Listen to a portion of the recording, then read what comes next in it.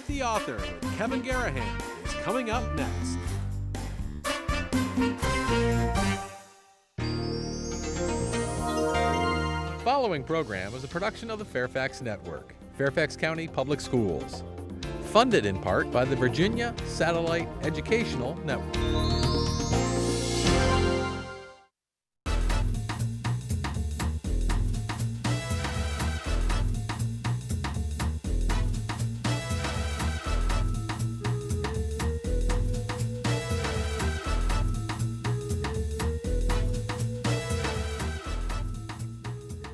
Welcome to Meet the Author. My name is Della Kidd. Today at the MTA studio, I'm excited to feature the work by some very special people, our own Fairfax County Public Schools employees. By day, they work as teachers, reading specialists, and librarians. But outside of the school walls, they are aspiring writers and published authors. With me in the studio is 6th grade teacher and author Kevin Garrahan. Kevin's book title is Third House Down Hidden Cove. Also joining us is a student audience from Louise Archer Elementary School in Vienna, Virginia. It's great having all of you here today. Glad to be here. Well, we're so glad to have you. And Kevin, you must be thrilled to have your first published novel in your hands. Tell us how this all began. Well, I have to say it is thrilling to hold it in my hand. I think it's more thrilling to see it in public libraries, in our school library, and on students' desks. It really is thrilling. Yeah. It all started for me as a child wanting to be a writer and always writing things down, writing stories beyond just school assignments. And as I became a teacher, I just wanted to continue to write, and I started this book, and it's been a nice journey. Okay, well remember this is a live presentation, and in just a few minutes we're going to open up our phone lines to welcome your questions. Our number nationally is 1-800-231-6359. If you're calling us locally, you may reach us at 703-978-1636. Kevin, all of the students that we have with us on the set, they've read your book and they have many questions for you. But before we get started, can you give our viewers a brief overview of the storyline of your book? Yeah.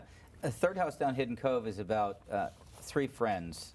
One is an absolute leader. He's unquestioned in his leadership. One is an undeniable follower, and the main character, Dan, is in the middle, and he sort of vacillates between just following what Eddie, the leader, wants and having his own thoughts. And Eddie, particularly the leader, picks on a kid on the bus, a less fortunate student. Yeah. And Dan grapples with how he's going to handle that, and I think this book is different in the sense that usually the bully is on the other side of the fence. In this case, it's one of his very good friends. How does he confront him about his bullying tendencies without being the next target? And he was really conflicted on which way to go on that fence too. He really was. Well, we're going to get our discussion started with a question from Marcelia. How old were you when you started thinking about writing this book? How long did this whole thing take? Okay, it's interesting you should ask age, because then the part about how long it takes you to write it, you're a different age when you finish it. I was 29 when I started writing this book, and I just had the idea. It came to me, and I wanted to go ahead and write it, and it took me about a year to finish it. Okay. Joe, did you have a question you'd like to ask? Yes. Did you base any of the characters in Third House Down Hidden Cove on your childhood memories or anyone you know? Yeah, there are a lot of childhood memories that I put into the book. There are some things that are things that only my brothers will understand and have called me after they've read the book and said, I remember that. As far as the characters go, yeah, I think that being a student and now being a teacher, I see a lot of those things in terms of with bullies, and I pulled a little bit of this from my experience, a little bit of this from someone else's experience that I observed, and put it all together. You know, I think that makes a good case for keeping a diary or a journal as you're coming along too, because so many of the experiences you drew on as a child, you've turned into this wonderful book, and so many things we forget. So those details we could certainly use if we keep a written documentation as we go along. Right, yes. Our next question is from Mega. What is your question today? Why was one of the characters in the book a bully, and did you ever experience bullies in your life? Well, I was a child of a military officer, naval officer, and so we moved around quite often, and I always found myself to be the guy at the back of the room, very quiet, didn't want to say anything, And somebody like that can tend to be the target of a bully. And while I wasn't picked on that much, I saw it, not only as a student, but now as a teacher, and it's something that I have no tolerance for. There was one incident when I was in 2nd grade. There was a 4th grader, and when you're in 2nd grade, 4th graders are like giants, and every day he came up to me and asked me to fight, and without reason. It got to the point where if I was with my friends having fun, just the mere sight of him, even if he didn't come up and say that to me, made me terrified, and that's a terrible way for anyone to go to school. So that's why I wanted to write a book about bullies and give perhaps kids a different way to handle the situation than simply feeling helpless. Let's move on to Angela. Which character in the story can you connect with most and why? Good question. Yeah, I think the character of Dan, the main character, because he's very similar to me in a lot of ways. I was a scout and felt at times, being, as I just said, that guy who was kind of quiet in the back of the room, but then eventually warmed up and had friends. But I wasn't always the leader. I wasn't a follower like Scott's character, but I wasn't that leader necessarily, particularly in elementary school. And I know that when I was in school and I would see these things, I would be very upset about them. And I remember going to Scouts and learning all the things that you should do, okay, and all the right things and the way you should treat other people. And then I would see it in school and I'd want to do more about it, but I felt a little like Dan. What can I do? So that's why, I thought it was important. Ethan, what is your question? Do you like writing true stories or do you like writing made-up stories? It's interesting. As a history teacher, I like things that are true. I like to teach you guys the truth when we're in history class, but I like to write fiction because, well, anything that is fiction has elements of truth in it, I think. As we just said, I pulled pieces from my life, characters, people I knew, situations and circumstances. But as a writer, I think the greatest gift you have is the ability to create situations, characters, dialogue that never exists until you say it can. And that's great power. That's what I love so much about writing, is that I get to do that. And all of you get to do that when you write too. It's the greatest gift you can have. Complete creation. Matt, what is your question for Kevin? In the book Hidden Cove, the father drove a 1962 Ford Falcon. In your life, did you ever experience driving one? Not driving one, no, because my father would never let me drive it. My father bought a 1962 Ford Falcon in 1966, and it wasn't his pride and joy. It is his pride and joy. He still has it. It's been rebuilt a couple of times. But as I said, that is sort of a wink to my father, okay? When he read the book, he smiled when he saw that part because it was a part of my childhood, and he is my father that we shared. He would want to go to the store, and he'd say, who wants to go to the hardware store with me? And we'd jump at the chance to ride in his 62 Falcon. I have very fond memories, and so I wanted to work that into the book. Well, I too have fond memories of 62 Ford Falcons, and you also talk about galoshes with buckles on them, and I remember those as well. And those two items there alone kind of set a time setting in the book. Why did you choose to set the book in the 60s? Actually, it's interesting that you should say the 60s. I know when you have a car and you have the year of the car, it really it timestamps it. I wrote it about the mid-70s because that was when I was about that age. And people were still wearing the galoshes, Right. and those cars were still Right, they were around still on and the road. being used. It's Right. 2010, and my father still has that car on the road. So I worried a little bit about that, but I thought it was enough for me to want to give that wink to my father to include it.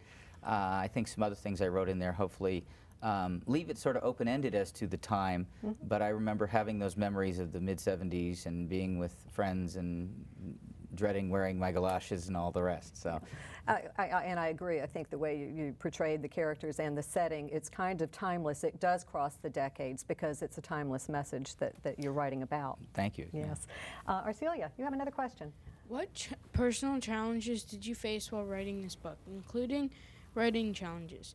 And how did you deal with those challenges? Okay, I'll start with personal challenges and then writing challenges.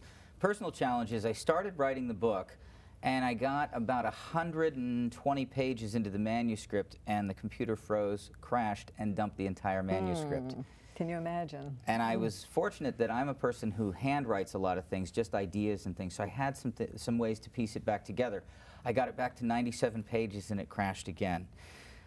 At that point, I decided to get a new computer, and I didn't have that problem again. As far as writing problems, it is interesting because you can think about writing a book, and for years I never thought I could write a full novel until it dawned on me that I had written collections of short stories, and I went, wait, each story is like a chapter, and so if that's the case, and I've written 12 stories, can I write 12 or 15 or 18 or 22 chapters? And the answer was yes. The challenge with it, though, is as you're writing a chapter, you may feel you're done with the chapter, and yet it's not perhaps as long as you'd like it to be in terms of the number of pages. So you have to go, how am I going to flesh this chapter out? And so you just sit down, you reread it, you maybe put it away for a while, come back to it, reread it again, and then add some other details to it. Okay, those are some good tips, and I'm so glad you went back and went for the book the third time around and bought that new computer. That had to be tough. Joe, what is your question? Who has supported you the most in achieving your writing and publishing goals? How important was this support? Okay, that's another two-part question like the last one. In terms of writing, there's an acknowledgement in the book to my freshman English teacher, Mrs. Oshinsky, and she stopped me in the hall when I was 14, and she looked at me and she said, "You've got to write." And being 14, I didn't quite understand exactly what she meant. I went, "Well, yeah, I kind of like it." And she went, no, you don't understand. You have to write." And then I went, wow. So I took that to heart, and I always wanted to write and to fulfill what she wanted for me, which was to continue writing. As far as support, the book is dedicated to my wife. She's been the most supportive through this whole thing. I wrote the manuscript, I sat on it for a while, I would read it, and I'd say, it's great, and then I would read it and go, nobody's going to be interested in this. She was the one who was behind me saying, you need to put this out there, give it a chance, give it a try, let people see what they think about it. So I'm grateful to both of them. So a big lesson here for everyone is no matter what the goals that you have set for yourself in life, it is so important to have a support network and someone to seek advice from and to support you in any way. Most assuredly, because it's very easy to go, oh, I don't know that I want to continue with this. I never had that option. My wife kept pushing. Sometimes it could be easy to give up. Yeah, it can. Well, at Oakview Elementary School in Fairfax, Virginia, reading specialist Cindy Unwin is an aspiring writer and teacher. She has 150 supporters she can depend on to give her feedback about her writing. Let's take a look. Students at Oakview Elementary School in Fairfax are loving their school's Writers Club. The club meets after school on Thursdays and is open to students in 4th through 6th grades. The Writers Club is the brainchild of Oakview reading teacher and aspiring author Cindy Unwin. It's a club. It's an opportunity for kids to have fun doing a creative type of thing after school. Sounds like a great idea. I wasn't, to be honest with you, sure that she'd get a lot of students who wanted to stay after school to write. But right off the bat, she had close to 40 students sign up for the after-school program, and it's been growing ever since. Growing to over 150 students and expanding to include a writer's lunch bunch as well. These kids have been turned on to writing as an activity that has a lot of freedom, a lot of choice, a lot of creativity. Kids that age, they have imaginations. They want to run with a piece of writing, and they have the time to do that in the Writers Club. Melinda smirked at Timmy through the glass. At the beginning of the Writers Club meetings, members gather in the library to listen to Cindy read from her fiction novels. The students then offer feedback on her work. Students are taught to give positive comments first, then their suggestions for improvement. And she said it like with a grin on her face. Next, students spread out across the library to work on their own writing projects. Students can write about anything, and the genres they choose are wide and varied. I've learned how to write mostly fairy tales and how to plan my ideas and organize them. I'm working on a vampire princess. It's a vampire story combined with Cinderella. Anybody who wants to share, come on over. Students are also encouraged to share their writing and receive feedback from the group. Beauty is the Grand Canyon, cascading walls, layers of brown, sounds of the Colorado River flowing away. Beauty is... I hope they walk away with a lot of enthusiasm. I hope they walk away with belief in themselves as writers. They are thrilled to be writing, and it's just really, really neat to walk through the halls, and it's Thursday, and the kids will be waving at me and saying, "It's Writers Club Day," and they're so thrilled.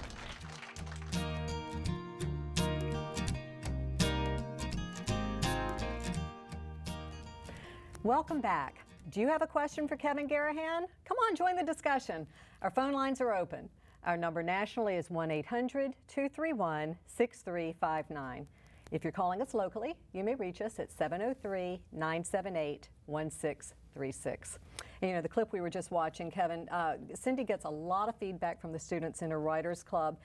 How important is the critiquing process, and how can it be made into a positive experience? Because being critiqued sometimes is just not fun. Yeah. Yeah. I think as teachers, we can sometimes focus too much on the mechanical side of it. You know, is the punctuation correct, the spelling, the paragraphing, and miss out on the other side of writing, which is equally important, is the stylistic side of it. So I know that when we write in class, I always talk to them as, I will say to them, hey, look, I'm an author, and I look at you as authors, you're writing. And so when we have discussions, we're going to talk author to author. And I always tell a story about C.S. Lewis and J.R.R. Tolkien, how they used to go down and they used to bat ideas around with each other and get notions about, you know, books and things. And it's amazing the power in that, to talk to another author. And so I like to give them that power, as we said, the power to create.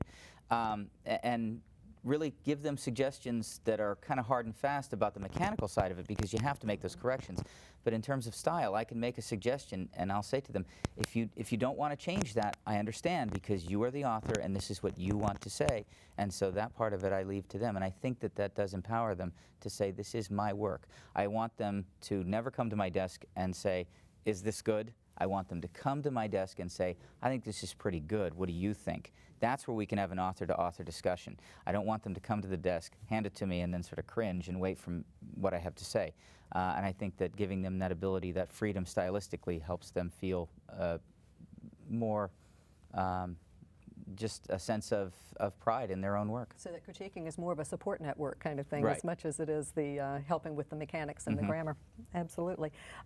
Let's see. Let's go to our next question. I believe, Mega, you're next. In the terms of the writing process, what steps did you take to turn your ideas into a whole book? Okay, I think authors have a different take on this depending upon who they are and how they work. I know for me, I get an idea and then I start thinking about that idea and sort of fleshing it out. I don't sit and necessarily just work on chapter 1 before I get to chapter 2. I usually have a basic notion of what the entire story will be like in my mind from start to finish, very rough, very skeletal, and then I'll fill in all of the detail that needs to be there. I do sit down and I do sketch out chapters, and they can just be working chapter title names, but they give me a thought as to what is the next main idea in that chapter. And like a conversation, it flows, I speak and then you speak, and then it moves that way. A book and its chapters should move that way too, so that the story doesn't abruptly end at one chapter and pick up in sort of an odd place. It picks up as a flow, and that's my approach, is to kind of lay out the chapters with ideas and then start writing and fill in the blanks that are there. Okay, kind of like a roadmap, GPS. Angela, what is your question for Kevin? Since you spend the day teaching, when do you find time to write? What is your writing routine? Okay. I teach all day, and I have 11-year-old twins. So, busy man. Time, yeah. When I was single, I had a lot more time because I could go home from work, get some work done, and then. But now, as a father and a husband, I spend time with my family, and that's very important to me. So basically, I'm down to summers and winter and spring break. I get a lot of writing done in the summer. And my routine is generally, it has been for the last couple of years, is my kids, I walk them down to the end of the driveway, get them on the summer school bus, wave goodbye, walk back up, and immediately begin writing, because I, at that point, have 3 hours of uninterrupted time to just sit down and to write. This summer it was wonderful. I was able to write 12 chapters in the 3 weeks of summer school, which is unheard of. I've never been able to write that much, but I dedicated myself to doing it, and I had to have that routine. If I went up and said, well, it's 3 hours, maybe I'll write in, a half hour, I would lose that time and I would not ever get it back. So I needed to take advantage of that time. So my routine was stay with it, continue writing. Even if you feel like you're stuck, keep writing, because the best way out of feeling stuck is to continue writing. And that's the only way. If you stop, you've stopped. That's great advice. Let's see, Ethan, what is your question? Who or what inspired you to write this book? I think everyone who ever felt picked on sort of inspired the writing of this book. It's one of those things, as I said, I was the kid in school who, when I saw people getting picked on, maybe I wasn't the guy who went over and stopped it, but I was the guy who went, you know what? That's terrible. That shouldn't happen to anybody. When it happened to me, I definitely said, oh, that shouldn't happen to anybody, particularly me. I think it was really the inspiration was to reach out, to give kids who sometimes are like Dan and sit on a fence and say, what do I do? This is a friend of mine. How do I say to him or her, don't do that, that's mean. I think it hopefully gives them just something to read and maybe something to ponder and go, maybe I could make that choice. Maybe I could have the courage to make the correct choice. So I think the inspiration was all of those experiences I had as a student and now as a teacher. Published author Jackie Jules is a school library media specialist by day. She says she finds her writing inspiration in a place that's like her second home, the school library. Let's find out more.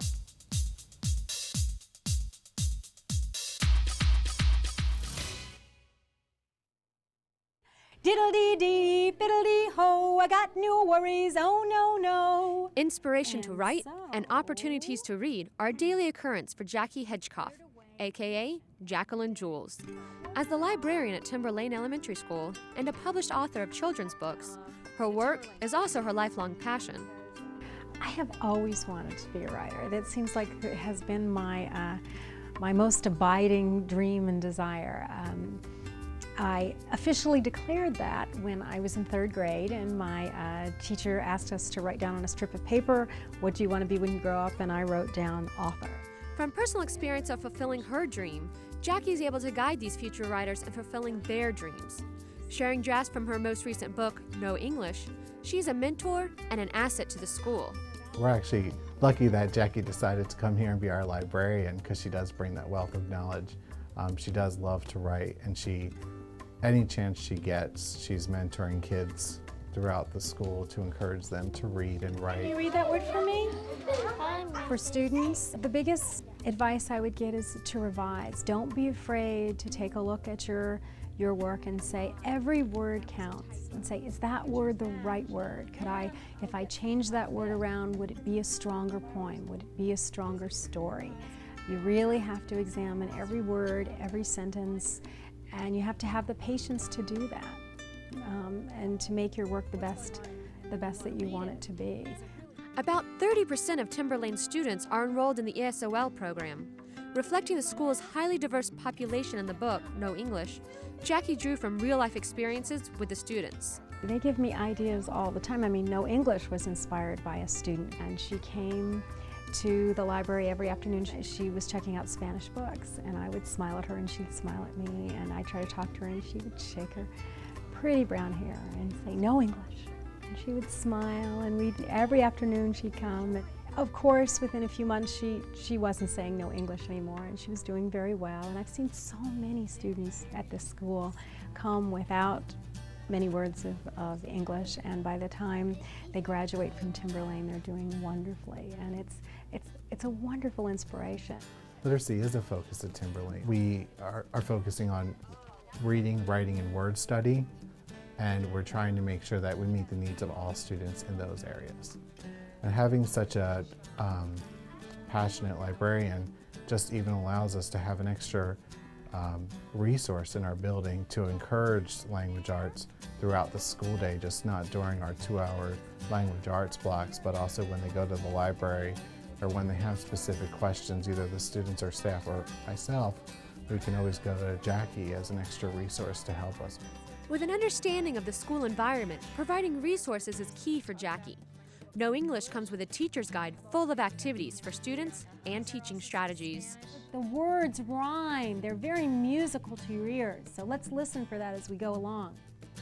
He lived alone in an old teapot, and Mr. Murray worried a lot. Miss Jackie has a true love for reading, and she displays that on a number of different ways. She's very animated with the students in the library by singing with them or coming up with poems or doing interactive read-alouds. Sing with me. Hello, hello, how do you do? I love reading and I hope that you will too. There is no better job for a children's author. I am surrounded by children's books every day. I read children's books to children. I hear what children want. I hear what teachers want. I hear how students respond to books. I get so many of my ideas from my students. It's great. That's your library day. Clearly in the right place, Jackie brings her talent and experiences to the students at Timber Lane Elementary School every day. I love reading, and I hope that you will too. I agree with Jackie Jules, very inspiring. We're going to stop here for a moment because we have a call from Delana from Louise Archer Elementary School. Hi Delana, and what is your question for Kevin? I was wondering, because we know that Mr. Garrahan moved around a lot when he was a young student, and we were wondering if you had any tips for new people, because I don't know how to make friends. Oh, that's a great question. That is a great question. I'll start by saying, as a teacher, I love the fact that I moved around so much because I think that it helps me to have new students in my room and to help them adjust. How I adjusted was simply by going in, as I said, and sort of being quiet at first and kind of finding out how things worked in the room, and then I found that people were coming over to me asking me to join. If I tried to push my way into groups that were already established, I think maybe they would have said, "Who are you and what are you doing here?" I waited a little bit and I waited to be invited, and I think that that was the biggest thing.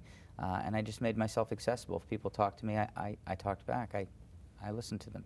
Okay, thanks for calling, Delana. Thank you. We have a little bit of time left. Matt, what was your question for Kevin?